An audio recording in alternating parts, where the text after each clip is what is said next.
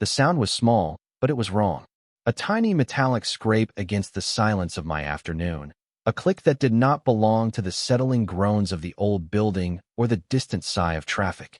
I was standing in the middle of my bedroom, a towel loosely hitched around my hips, debating the merits of ever getting dressed again.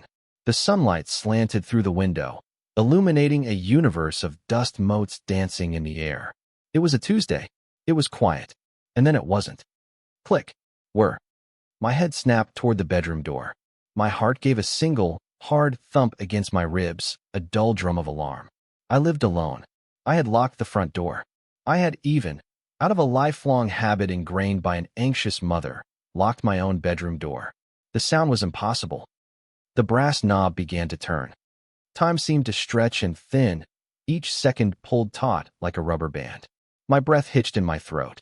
I stood frozen, a stupid statue of pale skin and damp hair, my mind a frantic blank. Every terrible headline I had ever skimmed flashed through my consciousness in a chaotic, useless montage. And then the door swung inward. It wasn't a monster or a burglar. It was worse. It was my landlord, Julian. He stood framed in the doorway, a spare key still clutched in his large hand. He was a man built of solid lines and quiet purpose, always dressed in worn jeans and a plain t-shirt that stretched across a broad chest. His dark hair was cut short, practical, and his face was usually set in a neutral, unreadable expression. But not now. Now his eyes, a startlingly clear, deep shade of gray, were wide with shock. They flickered over me, a rapid, comprehensive inventory from my bare shoulders to my bare feet, and in that split second, I felt more exposed than I ever had in my life. The towel, which had felt so secure a moment before, suddenly seemed like a single, flimsy leaf. His gaze snapped back up to meet mine, and a dark flush crept up his neck, staining the tanned skin above his collar. "Christ," he breathed, the word a low rumble of gravel. He moved with a sudden, almost violent quickness, stepping back and pulling the door shut with a solid thud that echoed in the sudden, ringing silence. I stood there, my heart now hammering a frantic rhythm against my bones. I could hear him on the other side of the door, a muffled curse, the jangle of keys. I should have been angry. I should have been terrified. But all I could feel was a hot, suffocating wave of mortification, so potent it made my ears burn. And under that, something else. Something quiet and traitorous that noted the way the afternoon light had caught the silver flecks in his gray eyes. I had lived in this building for 2 years. 2 years of carefully cultivated solitude. I was a painter, or at least, that's what I told people. In reality, I was a man who hid from the world in a second-floor apartment, surrounded by canvases that were either blank or covered in frustrated, abstract smears of color. My life was a small, contained loop. Wake, paint, eat, fail to paint, sleep. The highlight of my social interaction was nodding at my elderly neighbor, Mrs. Gable, when we crossed paths in the hallway. And then there was Julian. He wasn't the original landlord. I'd signed my lease with his father, a cheerful, round man who'd passed away about a year ago. Julian had taken over with a quiet, somber efficiency. He was younger than his father, maybe in his mid-30s, and he carried an air of immense competence that I, in my aimless, artistic drift, found both intimidating and deeply fascinating. I watched him from my window sometimes. Watched him fix the sagging fence in the small backyard, his muscles flexing under his shirt as he worked the post-hole digger. Watched him haul heavy bags of salt for the walkway in winter, his breath pluming in the cold air. He moved with an economy of motion, never a wasted step, never an ounce of wasted effort. He was the silent, steady engine that kept this old building running, and I was just one of the quiet mice living in its walls. We exchanged pleasantries, of course. A nod in the hall. Hey, if we met by the mailboxes. Once, he'd fixed my garbage disposal, his broad shoulders filling my tiny kitchen as he worked under the sink. I had spent the entire 20 minutes he was there trying to regulate my own breathing, intensely aware of the faint, clean scent of his soap and the way his t-shirt pulled taut across his back. My attraction to him was a secret, silent thing, a low hum beneath the surface of my solitary life. It was harmless because it was contained. Until now. Now, it was horrifically, blindingly exposed. He had seen me. All of me. My legs finally decided to work. I snatched my clothes from the chair, jeans, a t-shirt, and pulled them on with clumsy, shaking hands. My skin still tingled with the memory of his gaze. I could hear his voice through the door, low and urgent, talking to someone. I crept closer, pressing my ear against the wood. No, I know I was supposed to wait. The locksmith said they needed testing today. I knocked. I swear to God, I knocked for a solid minute, a pause. I imagined him running a hand through his hair, a gesture of frustration I'd never seen but could perfectly picture. No, he was here. Just tell the guy I'll be down in a minute. The footsteps receded. I waited, holding my breath, until I heard the heavy front door of the building close. He was gone. I sank onto the edge of my bed, my head in my hands. The image of his face was burned into my mind. The shock, the flush, the rapid, dark flicker of his eyes. It was the most emotion I had ever seen on him. He had looked at me, and for a fraction of a second, he hadn't just seen a tenant. He had seen a man. A naked man. A note was slipped under my door later that afternoon. I saw the shadow of his boots hesitate before disappearing. I waited a full 10 minutes before I dared to retrieve it. His handwriting was like him, clean, strong, no-nonsense block letters on a piece of paper torn from a legal pad. Leo, I am beyond sorry about this afternoon. The locksmith gave me a new master set for the building, and I was told to test them on all locks immediately. I knocked, but clearly not loudly enough. It was unprofessional and inexcusable. I've left a bottle of wine outside your door. Again, my apologies. Julian. A bottle of red wine was leaning against my doorframe. It wasn't a cheap bottle. I brought it inside, my fingers tracing the elegant label. The apology felt as solid and sincere as he was, but it didn't erase the image from my mind. Or, I suspected, from his. The quiet hum of my attraction had become a roaring fire alarm. My safe, contained solitude, had been breached. And the worst part, the part that made my stomach twist into a tight, anxious knot, was that a small, secret part of me was glad. The days that followed were a masterclass in avoidance. I became a creature of stealth and shadow. Before leaving my apartment, I would press my ear to the door, listening for the telltale sound of his heavy work boots on the stairs. I checked the peephole obsessively. I timed my laundry runs for the dead of night. It was ridiculous. I was a grown man, hiding from another grown man in my own building. But the memory of the encounter was a living thing. It replayed in my mind at odd hours. I would be trying to mix the perfect shade of cerulean blue, and suddenly, I would see his wide, gray eyes. I'd be washing dishes and feel the ghost of his gaze on my skin. The incident had cracked the placid surface of my life, and I couldn't seem to smooth it back over. My observations of him, once passive and distant, became sharp and focused. When I did catch a glimpse of him from my window, it felt different. I wasn't just watching a handsome landlord. I was watching the man who had seen me. I noticed things I hadn't before. The way he'd pinched the bridge of his nose when he was looking at a work order, a small furrow of concentration appearing between his brows. The way he'd test the stability of a newly fixed porch rail with his whole body, a quiet confidence in his own strength. He had a small, faded tattoo just visible on his left forearm when his sleeve rode up, a series of lines that looked like a mountain range. Every detail felt like a clue, a piece of a puzzle I was desperately trying to solve. What had he thought? Was he disgusted? Amused? Did he think about it at all? Or had he just filed it away as a moment of professional awkwardness and moved on? My mind, a machine built for overthinking, spun endless scenarios. Each one was more humiliating than the last. He probably told his friends about the pale, skinny artist upstairs. He probably laughed about it. The thought was a spike of ice in my gut. About a week after the incident, my kitchen faucet began to drip. It started as a soft, rhythmic plink, a minor annoyance. Within a day, it had escalated into a persistent, maddening tattoo against the porcelain of the sink. I tried to ignore it. I tried tightening things with a wrench I'd found in a drawer, which only made it worse. For 2 days, I lived with the sound, letting it drill into my sanity. But I knew it was a losing battle. I had to call him. I stared at his number in my phone for a long time. My thumb hovered over the call button. It felt monumental, this simple act of requesting a repair. It was an admission of defeat. I was inviting the man who had seen me naked back into my space. Voluntarily. I finally hit send, my heart thumping in nervous rhythm. He answered on the second ring. "Julian," he said.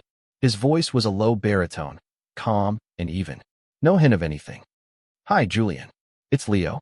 In 2B, my own voice sounded thin, reedy. "Leo, everything okay?" "Yeah, fine. It's just, my kitchen faucet is dripping. It's getting pretty bad." "Okay," he said, and I could hear the faint sound of him moving, a rustle of paper. "I can come up now, if you're free. I'm just finishing up some paperwork." My stomach plummeted. Now, I had imagined scheduling it for a few days out, giving myself time to mentally prepare, to scrub my apartment to within an inch of its life, to wear my nicest, most nondescript clothes. "Oh, yeah, now is fine," I heard myself say, a traitor to my own anxiety. "Be up in 5, he hung up. I flew into a panicked flurry of activity. I threw dirty clothes in the hamper, wiped down the counters, and frantically changed my shirt twice before settling on a plain gray one that felt suitably neutral. I was trying to project an aura of casual, unbothered competence. It was a complete failure. By the time he knocked, my palms were sweating. I opened the door, and he was there, a toolbox in one hand. He was wearing a dark blue t-shirt that made his eyes seem even grayer. He wasn't smiling, but his expression was neutral, professional. "Hey," he said, stepping inside. His presence immediately seemed to shrink my small apartment. He filled the space, not just physically, but with a kind of quiet, solid energy. "Hey, it's in here," I said, leading him to the kitchen. He set his toolbox down with a soft thud and leaned over the sink, his focus immediate and absolute. The sound of the dripping water seemed obscenely loud in the silence. "Yeah, that's a bad washer," he murmured, more to himself than to me. He crouched down to look at the pipes under the sink, his shirt riding up slightly to reveal a sliver of tan skin at the small of his back. I forced my eyes away, staring instead at a crack in my ceiling plaster. "Should be a quick fix," he said, his voice slightly muffled from inside the cabinet. "I've got the parts with me." He worked with that same efficiency I'd observed from my window. His hands were large and capable, surprisingly deft as he handled the small tools and fittings. I hovered nearby, feeling useless and awkward. I should have offered him a drink or made small talk, but my throat was dry. What could I even say? "So, apart from seeing your tenants in the nude, how's your week been?" He emerged from under the sink, wiping his hands on a rag he pulled from his back pocket. "All right, can you turn the handle for me?" Slowly, I reached for the faucet, my hand brushing against his as he pointed to the correct one. His skin was warm and calloused. A jolt, small but sharp, went through me. I pulled my hand back as if I'd been burned. I saw his eyes flicker toward me for a fraction of a second, his expression unreadable, before he turned his attention back to the pipes. "Okay, go ahead," he said, his voice steady. I turned the handle. The flow of water was smooth, silent. The drip was gone. "That did it," he said, a hint of satisfaction in his tone. He started packing his tools away, the metallic clinks echoing in the quiet kitchen. The silence stretched, thick with unspoken things. I had to say something. "Listen, about the other day," I began, my voice coming out as a croak. I cleared my throat. "I appreciate the wine. You didn't have to do that." He stopped what he was doing and straightened up, turning to face me fully. He was closer than I'd realized. I could smell the faint scent of metal and soap on him. "I did," he said, his gray eyes holding mine. There was no apology in them this time, just a steady, direct gaze. "It was my mistake. I should have made sure you weren't home." "It's fine. It was just surprising." "I'm sure," he said. A corner of his mouth tilted up in a ghost of a smile, so fleeting I wasn't sure I'd actually seen it. I try not to make a habit of walking in on my tenants. The attempt at humor, however small, broke the tension. I felt a genuine smile tug at my own lips. "Well, I appreciate that." He slung his toolbox up, the movement effortless. "Let me know if the drip comes back," he said, moving toward the door. "I will. Thanks, Julian." "No problem, Leo." He said my name. I was sure he'd said it before, but this time it sounded different. It landed in the air between us, a solid, real thing. He gave me a short nod, and then he was gone, the door clicking shut behind him. I stood in my silent kitchen, my hand still tingling where our skin had touched. The drip was gone, but the quiet in my apartment felt different now. It wasn't the sound of solitude anymore. It was the sound of anticipation. Something had shifted. The wall of awkwardness between us had been breached, not by a grand gesture, but by a leaky faucet and a fleeting, almost smile. The hum of my attraction was no longer a frantic alarm. It had settled back into a low, steady thrum, but it was closer to the surface now, warmer. My avoidance tactics eased. I stopped listening at the door like a spy. I even managed a morning, a few days later when I saw him salting the front steps, and he'd looked up and given me a small, genuine smile that made my stomach do a slow, pleasant flip. We were building a new kind of normal, a quiet language of nods and brief smiles that existed on top of the charged memory of that Tuesday afternoon. My work, which had been stagnant for months, began to change. I found myself drawn to warmer colors, to textures, to the interplay of light and shadow on solid forms.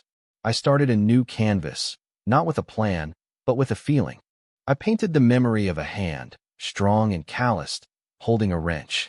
I painted the deep gray of a winter sky that matched a pair of eyes. I painted the impression of broad shoulders filling a doorway. None of it was literal. It was abstract, emotional. It was all him. I was lost in this new creative current one evening, the smell of turpentine sharp in the air when the lights flickered. Once, twice, and then died completely, plunging my apartment into absolute darkness. I froze, brush in hand. The hum of the refrigerator ceased. The entire building fell into a profound, unnerving silence. I fumbled for my phone, its screen a blinding beacon in the dark. No service. A quick look out the window revealed a neighborhood plunged into blackness. A power outage. A serious one.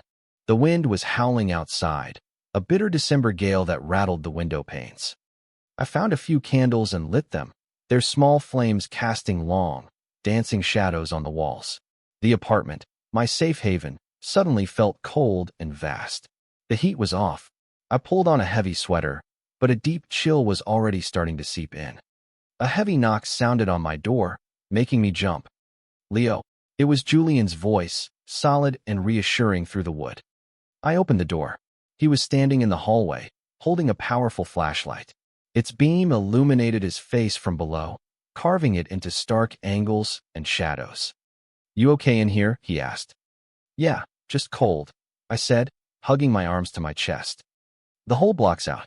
Utility company says it could be a while." A transformer blew. He swept the beam of the flashlight around my apartment, lingering for a second on the large canvas on the easel before moving on. I felt a flush of heat in the cold, hoping he couldn't make out the details in the dim light. "Listen," he said, bringing his attention back to me. "It's going to get dangerously cold tonight. The insulation in this old place is terrible. I'm checking on everyone. Mrs. Gable is going to her daughter's, but I want to make sure you have a plan." I didn't have a plan. My plan was to slowly freeze to death while staring at a half-finished painting of his hands. I don't really have anywhere to go," I admitted. He nodded, as if he'd expected this. "My apartment's on the ground floor. I have a fireplace. It's the only real source of heat in the building right now. You should come down. It's not safe to stay up here." The offer hung in the air between us. It was practical. It was sensible. It was also terrifyingly intimate. Spending an entire evening, possibly a whole night, in his space. Just the two of us. "I don't want to impose," I said, the automatic, polite refusal falling from my lips. "It's not imposing," he said, his voice firm, leaving no room for argument. "It's my responsibility to make sure my tenants don't turn into popsicles. Grab a blanket and whatever you need. I'll be back in 10 to check on the third floor." He didn't wait for an answer. He just turned and headed up the stairs, his flashlight beam cutting a path through the darkness. I was left standing in my doorway, my mind reeling. My landlord was worried I might turn into a popsicle, and he was inviting me to his fireplace. I moved on autopilot, grabbing a thick quilt from my bed, my phone, and a book I knew I wouldn't be able to read. My hands were shaking, and it wasn't just from the cold. This was happening. The universe, in the form of a blown transformer, was shoving us together. When he returned, I was ready. I followed him down the stairs, my small collection of belongings clutched in my arms. His apartment was on the ground floor, at the back of the building. He unlocked the door and pushed it open, and the first thing that hit me was the warmth. A wave of wonderful, life-giving heat. His apartment was unexpected. I had pictured something Spartan, purely functional. And it was, in a way. The furniture was simple, solid wood pieces that looked like they'd last a century. But it was also filled with a surprising warmth and character. Books were stacked on nearly every surface. A worn leather armchair was pulled up near the hearth, where a cheerful fire was already crackling, spitting sparks. The air smelled of wood smoke and old paper and something else, something that was just him. "Make yourself comfortable," he said, taking my quilt and draping it over the back of a simple sofa. "Can I get you something? I was about to make coffee on the camp stove. Or I have whiskey." "Whiskey," I said, the word coming out faster than I'd intended. "Whiskey would be great." He gave a small nod and moved to a cabinet. The space was the mirror image of my own, but it felt entirely different. Where my walls were covered in canvases, his were lined with shelves he'd clearly built himself, filled with books and strange, interesting objects, a piece of driftwood, a collection of old glass bottles, a framed architectural drawing of the building. This was his home, a real home, not just a place to hide. He handed me a heavy glass with a generous pour of amber liquid. He had one for himself. "To functional fireplaces," he said, raising his glass. "To functional fireplaces," I echoed, taking a sip. The whiskey was smooth and fiery, spreading warmth through my chest. We settled in front of the fire, me on the sofa, him in the worn leather armchair. The silence between us wasn't awkward this time. It was comfortable, filled with the crackle of the logs and the sigh of the wind outside. The firelight flickered across his face, softening the hard lines, making his gray eyes seem almost black. "So," he said after a while, his voice a low rumble, "you're a painter." It wasn't a question, but a statement. He had seen the easel. "I try to be," I said, swirling the whiskey in my glass. "Most days, it feels more like I just move paint around." "What kind of stuff do you paint?" he asked, his curiosity seeming genuine. I hesitated. How could I describe it? It's mostly abstract. Feelings, I guess. Impressions of things. The answer felt lame, pretentious. He just nodded, accepting it. "My mother was a potter," he said, staring into the flames. "She used to say she wasn't making a pot. She was just finding the pot that was already inside the clay." The admission was so unexpected, so personal, it took my breath away. I had never once considered his mother. I had never considered him as a son, as a person with a past. He had only ever been Julian, the landlord, the solid, capable man who fixed things. "That's a beautiful way of putting it," I said, my voice soft. "She was good," he said, a faint, sad smile touching his lips. "She had a studio in the basement here. My dad kept it just as she left it after she passed." He took a long swallow of his whiskey. "He wasn't much of a landlord, my dad. He was a great guy. Everyone loved him, but he let things slide. When he died, this place was a mess. Leaky pipes, bad wiring, you name it." "You've done a lot of work," I said. "The building is in great shape." "I'm trying," he said, rolling the glass between his palms. "It feels like the only thing I can do for them, you know? Keep the place they loved standing. Keep it safe." I saw it then. The weight he carried. It wasn't just a job to him. This building was his history, his legacy. He was its guardian. And in that moment, sitting in the warm firelight, he seemed less like an intimidating figure and more like a man who was just trying his best, a man tethered to a place by love and duty. A man who was, perhaps, as lonely as I was. "I think you're doing a good job," I said quietly. He looked at me then, a long, steady look from across the space that separated us. The firelight danced in his eyes. He didn't say thank you. He just held my gaze. And in that look, I felt a current of understanding pass between us, something deeper than words. It was a shared moment of softness in the dark, a small flame of connection against the cold. We talked for hours. The whiskey loosened my tongue, and the strange, insulated reality of the power outage made it feel like we were the only two people in the world. I told him about growing up in the city, about feeling overwhelmed by the noise and the people, about my failed attempts at art school. He told me about taking a year off after high school to hike the Appalachian Trail, about his short-lived career as a carpenter before his father got sick. There were no grand confessions, no baring of souls. It was a quiet exchange of histories, of small details that painted a picture of a life. I learned that the tattoo on his arm was indeed a mountain range. the view from a peak in Maine where he'd decided to turn back home. I learned that he read mostly nonfiction, history, and biographies. I learned he had a dry, understated sense of humor that appeared in quick flashes before retreating behind his serious expression. At some point, the conversation lulled. The fire had burned down to glowing embers, and the whiskey bottle was significantly lighter. A comfortable drowsiness had settled over me. "You can take the sofa," he said, his voice a low murmur. "It's not the best, but it's better than the floor. Are you sure? I can just—" I didn't know how to finish the sentence. "I'm sure," he said, standing up and stretching, his tall frame seeming to touch the ceiling. "I'll get you some pillows."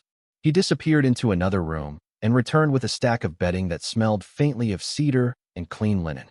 He set it up for me without a word, his movements efficient and sure. I watched him, my heart a slow, heavy beat in my chest. The simple, domestic act felt profoundly intimate. When he was done, he stood there for a moment, looking down at me. "Get some sleep, Leo," he said softly. He turned and walked toward his own bedroom, closing the door quietly behind him. I was left alone in the warm, dark room, the glow of the embers casting a soft red light on the ceiling. I lay down on the sofa, pulling the quilt he'd given me up to my chin. It still held a trace of his scent. I didn't sleep for a long time. I just lay there, listening to the sound of his quiet breathing from the other room, a steady, rhythmic presence in the dark. The solitude I had so fiercely protected for 2 years felt, for the first time, like a cage I had built for myself. And this man, this quiet, steady man, had just unknowingly left the door ajar. I was warm. I was safe. And I was not alone. It was a feeling so foreign and so deeply longed for that it brought an ache to my chest. The power came back on with a sudden jolt just before dawn. The refrigerator hummed to life. The digital clock on the stove blinked a frantic 12 o'clock. The sudden intrusion of the modern world felt harsh, unwelcome. I heard Julian stir in the other room. A few moments later, his bedroom door opened. He emerged, rubbing the sleep from his eyes. He was wearing a pair of soft gray sweatpants and nothing else. His chest was broad and dusted with dark hair, his stomach flat and corded with muscle. It was a sight so casually, breathtakingly masculine that the air hitched in my lungs. He saw me watching him and froze for a second, a flicker of self-consciousness in his eyes, before he seemed to remember the situation. "Power's back," he said, his voice thick with sleep. "I see that," I managed to say, my own voice unnaturally high. I sat up, clutching the quilt around me. "Coffee?" he asked, already moving toward the kitchen. "Please." We drank the coffee in a strange, new silence. The easy intimacy of the night before had evaporated with the darkness, leaving a morning-after awkwardness in its place. We were no longer two survivors huddled around a fire. We were a landlord and his tenant, one of whom was shirtless and the other of whom had just spent the night on his sofa. "Well," I said after draining my mug, "I should get back upstairs. Let you have your space back. Right?" he said, not looking at me. He was staring into his own mug as if it held the secrets of the universe. I gathered my things, folding the quilt with meticulous care. "Thanks again, Julian.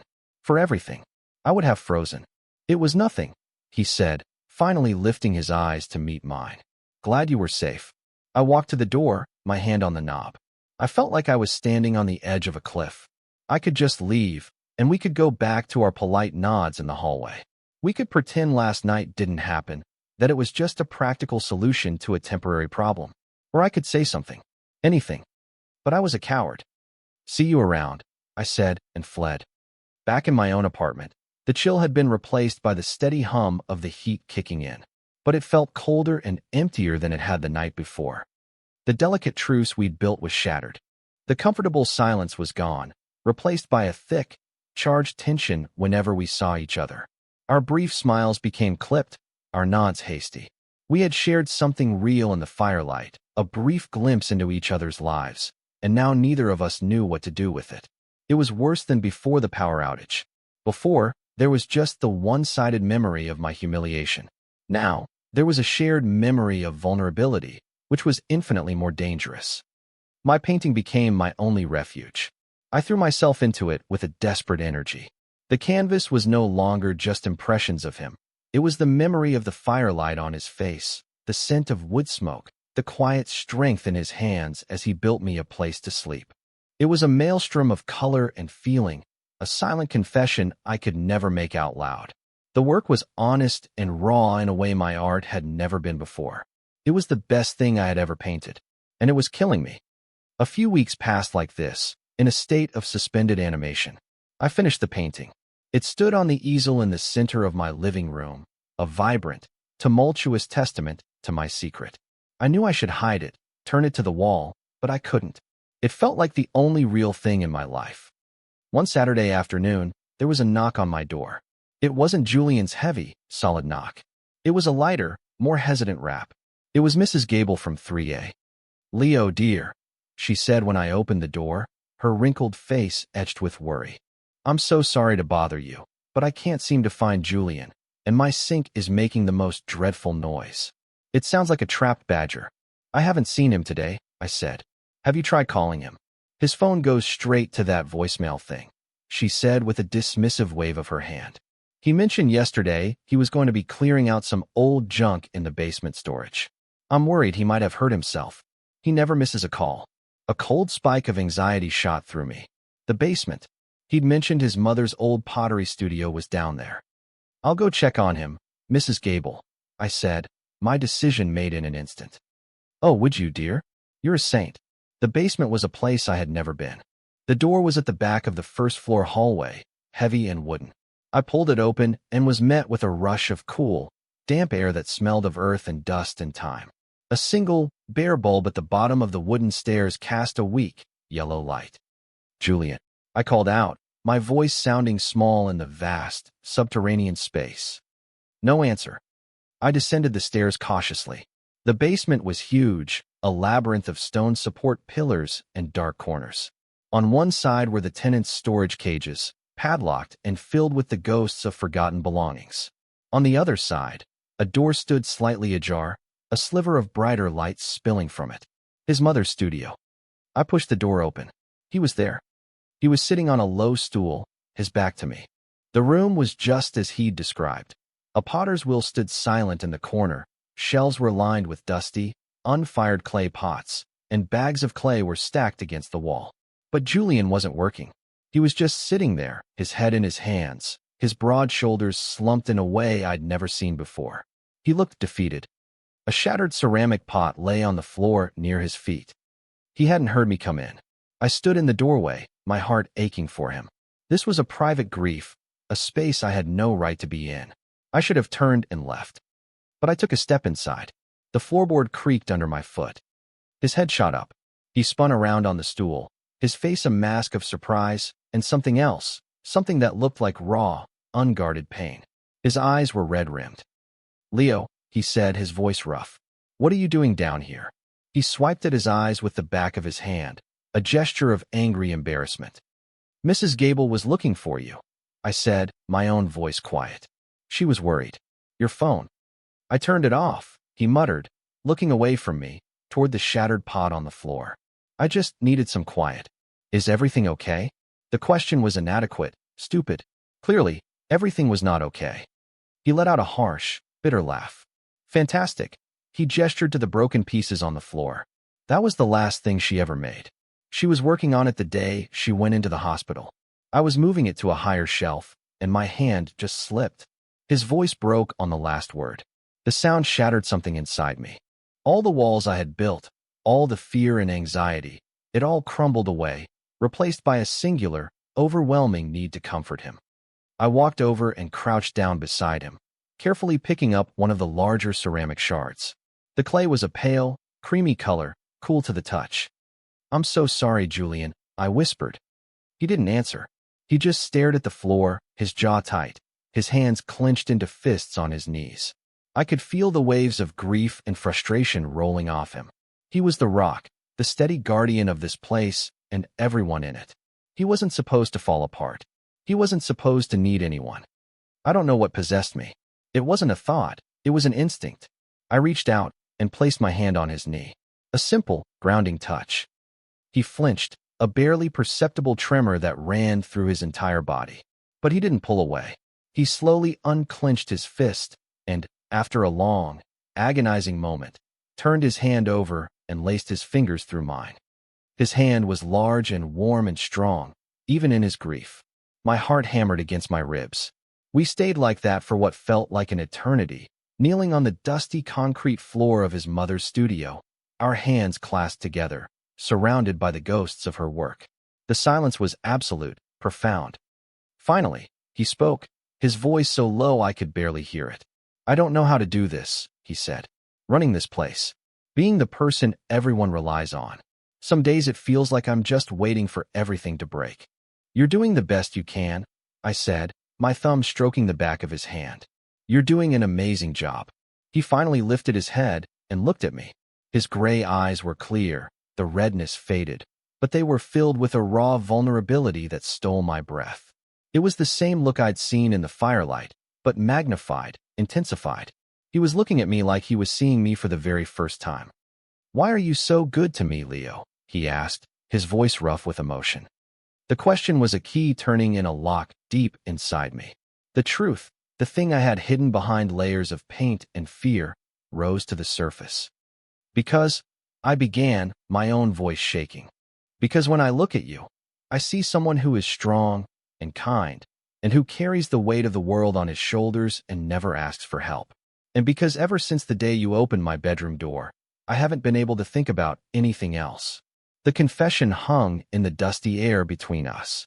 I had said it. I had laid my heart bare on the floor of this sad, quiet room. I braced myself for the rejection, for the awkward pulling away of his hand, for the look of pity or disgust. But he didn't pull away. He tightened his grip on my hand. He leaned in, slowly, deliberately, giving me every opportunity to retreat. His gaze never left mine.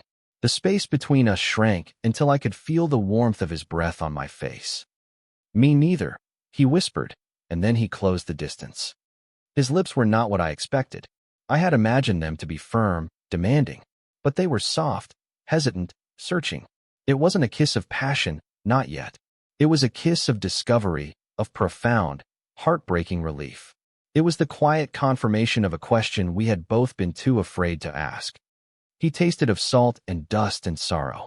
I brought my other hand up to cup his jaw, my fingers sinking into the rough stubble there. He made a low sound in the back of his throat, a sound of surrender, and deepened the kiss. It changed then. It became something more, a release of all the tension, the longing, the unspoken things that had been humming between us for months. It was right. It was the most right thing I had ever felt in my entire life. When we finally broke apart, we were both breathless. He rested his forehead against mine, his eyes closed. I could feel the steady beat of his heart through the palm of my hand, which was now resting flat against his chest. "Leo," he breathed, my name a prayer against my lips. I didn't say anything. I couldn't. There were no words for the seismic shift that had just occurred within me. The lonely, fearful man who had walked down those stairs was gone. In his place was someone who had been seen, truly seen, and had not been found wanting.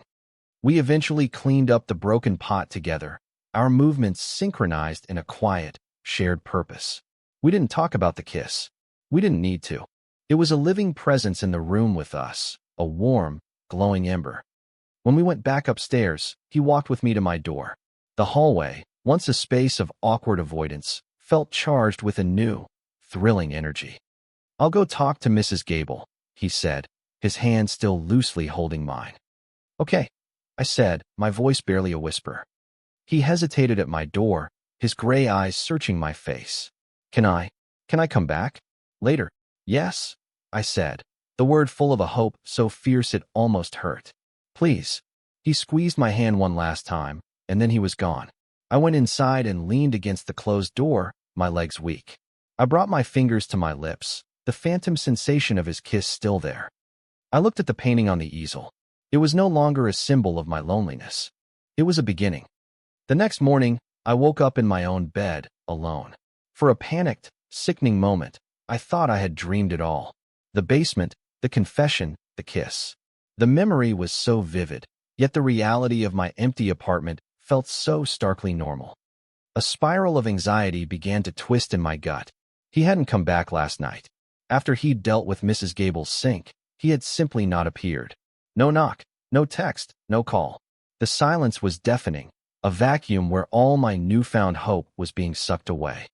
I replayed our conversation, our kiss, over and over. Had I misread everything? Was it just a moment of shared grief, a desperate connection that meant nothing in the light of day? Maybe he regretted it. Maybe he was disgusted with himself, with me. The familiar, self-deprecating voices in my head started their chorus. Of course he regretted it. Why would a man like Julian, a man so solid and real, want anything to do with a reclusive, neurotic artist like me? I spent the morning in a state of agitated misery. I couldn't paint. I couldn't read. I paced the length of my apartment, my bare feet wearing a path in the old wooden floorboards. Every creak of the building, every footstep in the hall, sent a jolt of nervous energy through me. I was right back where I started, hiding in my apartment. Only this time it wasn't from a stranger, but from a man whose touch I could still feel on my skin. By midday, I had convinced myself it was over. A fluke. A beautiful, painful aberration. I was standing by the window, staring down at the street with unseeing eyes, when I saw him. He was leaving the building. He had a duffel bag slung over his shoulder, and he was walking toward his old, slightly beat-up truck parked at the curb. He wasn't just going out. He was leaving. The sight was a physical blow. He was running away. I had scared him off. I had taken his moment of vulnerability, and I had ruined it by layering my own messy feelings on top of it. The pain was sharp and suffocating. I watched as he threw the bag in the passenger seat. I watched as he got in, his movements stiff and unfamiliar. I watched as he started the engine and pulled away from the curb without a single glance back up at my window. And then he was gone.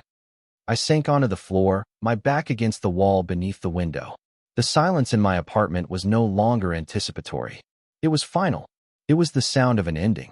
I had been given a glimpse of something wonderful, something warm and real, and I had lost it. The ache in my chest was a physical weight. I don't know how long I sat there. The afternoon light shifted, stretching long shadows across the floor. I felt hollowed out, exhausted. Eventually, I dragged myself to the sofa and curled up under a blanket, seeking a comfort that wasn't there. I must have fallen asleep. I was woken by a knock. It was his knock. Solid. Unmistakable. My heart leaped into my throat. I scrambled off the sofa, my mind a confused jumble of sleep and despair and a tiny, flickering spark of hope. I stumbled to the door, my hand shaking as I reached for the knob. I opened it. He was standing there, his hands shoved into the pockets of his jacket. He looked tired. His hair was slightly damp, as if he'd been walking in a light rain. "Hey," he said, his voice low. "I thought you left." I blurted out, the words accusatory and hurt. His brow furrowed. "I did. I went for a drive. I had to think." "Think about what?" I asked, my voice small. He took a deep breath, his gaze steady on mine. "About the fact that I've been half in love with you since the day I fixed your garbage disposal, and you spent the entire time staring at the ceiling like you were praying for it to be over. About the fact that when I walked in on you, my first thought wasn't oops. It was the single most unprofessional thought a landlord can have about a tenant. About yesterday, and how, for the first time since my dad died, I didn't feel like I was completely alone." He took a step closer, his gray eyes intense. "I'm not good at this, Leo. I don't know the right words. All I know is how to fix things that are broken. And I think I'm a little broken. And maybe you are, too. And I drove for 3 hours trying to come up with a reason why this is a terrible idea. Landlord, tenant. The potential for awkwardness. The fact that I have no idea what I'm doing." He paused, reaching out and gently taking my hand. His palm was warm, real. "I couldn't come up with a single reason that was good enough," he finished softly. "Not one." The relief that washed over me was so powerful it made my knees weak. He wasn't running away from me. He was running toward me, just at his own, careful pace. "I'm a little broken, too," I whispered, my fingers curling around his. He gave me that small, rare smile, the one that made his eyes crinkle at the corners. "I know." He stepped inside, closing the door behind him, shutting out the rest of the world. He didn't kiss me. He just held my hand and looked around my apartment, really looked at it this time. His gaze landed on the painting. He walked over to it, pulling me along with him. He stood in front of it for a long time, his expression unreadable. He studied the bold strokes of color, the interplay of light and shadow, the raw emotion churning on the canvas. "This is what you see," he finally asked, his voice full of a quiet wonder. "When you look at me, it's what I feel." I corrected him gently. He turned to me, his other hand coming up to cup my face, his thumb stroking my cheek. "No one's ever seen me like that before," he said. "I'm not sure I see myself like that." "Then let me show you," I said. And this time, I was the one who leaned in and kissed him. It was a kiss of reassurance, of promise. It was the start of a new conversation, one that didn't need words. We didn't fall into bed. It was something quieter, more profound than that. We migrated to the sofa, his arm a solid weight around my shoulders, my head resting in the hollow of his neck. We just sat there, breathing in sync as the evening darkened outside the window. He told me about his drive, about the winding country roads he'd taken, the way the sky had looked over the hills. I told him about the crushing despair I'd felt when I saw his truck pull away. "I'm not going anywhere," he said, his lips against my hair. "I just needed to make sure I was doing this for the right reasons. For us. Not just because I was lonely." "And are you?" I asked. "Yes," he said, his voice firm and sure. "This feels necessary, like a gear clicking into place." That was it. That was the word. Necessary. For 2 years, I had thought solitude was necessary for my art, for my sanity. I had been wrong. This was necessary. His quiet strength beside me, the comfortable weight of his arm, the feeling of being completely, utterly safe. Later, he made us dinner. He moved around my small kitchen with an easy competence, finding pots and pans, opening cupboards as if he'd been doing it for years. We ate sitting on the floor, our backs against the sofa, the plates balanced on our knees. It was simple, just pasta with a Jared sauce he'd found, but it felt like the best meal of my life. He spent the night. There was no awkwardness this time, no hesitation. It felt as natural as breathing. We slept in my bed, his body a warm, solid line against my back. I fell asleep to the sound of his steady breathing, his arms slung protectively over my waist. I had never felt less alone. The next morning, I woke to the smell of coffee. I opened my eyes and for a moment, I was disoriented. The light was different. Then I realized it was because the bedroom door was open and the warm morning sun was spilling into the room. Julian was standing by the window, a mug in his hand, looking out at the day. He was already dressed in his usual jeans and t-shirt. He heard me stir and turned, a soft smile on his face. "Morning," he said. "Morning," I replied, my voice husky with sleep. I felt a blush creep up my neck, the morning after shyness returning. He seemed to sense it. He walked over to the bed and sat on the edge, handing me the second mug he'd brought. Our fingers brushed. "I have to go," he said. "There's a leak in 1A I promised to look at." "Oh, okay," I said, trying to keep the disappointment out of my voice. "But," he continued, his thumb gently stroking the back of my hand, "I was thinking, my truck is half full of junk from the basement. I was going to take it to the dump, but I could also take it to the lake. There's a spot I know. We could build a fire, skip rocks, if you wanted to." The offer was so simple, so perfect. A quiet day, just us. "I'd like that," I said, a real, wide smile spreading across my face. "I'd like that a lot." "Good," he said, his own smile widening in response. "I'll come get you around noon." He leaned down and gave me a quick, soft kiss. It was chaste and sweet and full of promise. And then he was gone, the sound of his boots receding down the hall. I lay back against the pillows, the warm coffee mug in my hands, the taste of him still on my lips. The sun streamed through the window, illuminating the dust motes dancing in the air, the same way it had on that first day. But it was different now. My world hadn't gotten bigger. It had just focused. It had focused on a pair of steady gray eyes, a quiet smile, and the feeling of a strong hand holding mine. I looked around my small apartment, at my canvases, at the rumpled sheets on my bed. It was no longer a place to hide. It was just a place. A place where a quiet, solitary man had accidentally been found, and in doing so, had finally found a way to come home.